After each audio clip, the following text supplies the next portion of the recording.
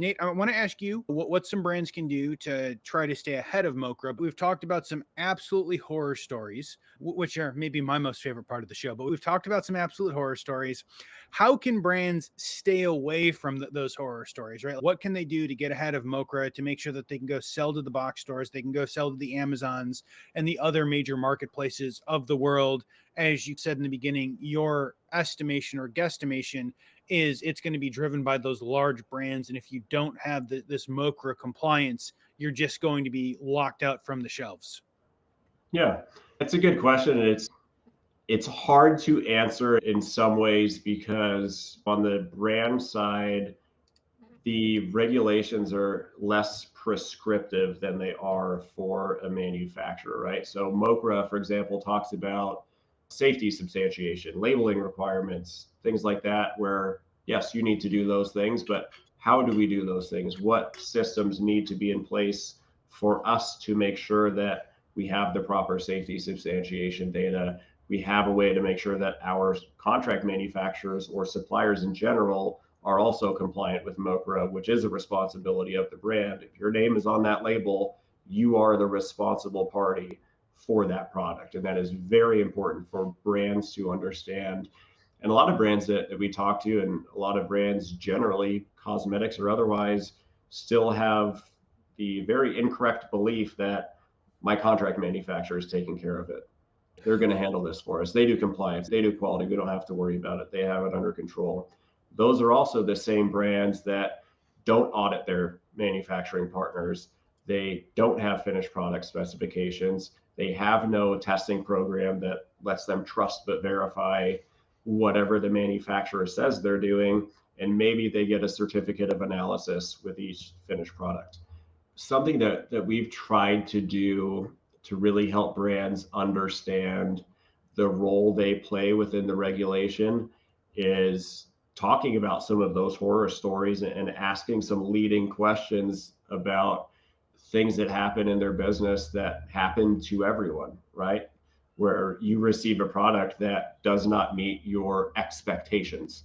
I don't want to say specification because they probably don't have a specification. I don't like how this label looks. I don't like where you put this lot code. I don't like insert whatever quality attribute you can think of. If none of those things are written down in a specification that is agreed upon by both parties, the manufacturer and the brand, you're just shouting into the wind. You have no recourse, really, unless you're talking about a legal issue like a slack fill, underfill, something like that, or you have a micro issue or a possible consumer safety problem. Mm-hmm. You have no teeth to hold the supplier accountable. And so we've built out a pretty fast framework we can deploy pretty quickly to build a light kind of QMS for beauty brands, where we can run through product specifications, supplier management, supplier corrective actions, complaints, adverse event reporting, serious adverse event reporting, label reviews, formula reviews, all of the things that the brand may have expected their co-man is doing, but I can almost guarantee they're not doing, and reshaping how they think of that supplier brand relationship. And that it's fine if you go travel out to the co-man 3 times a year, you go have dinner, share a bottle of wine, and we're buddies. We go to each other's wedding and whatever. We go on vacation together. That's fine.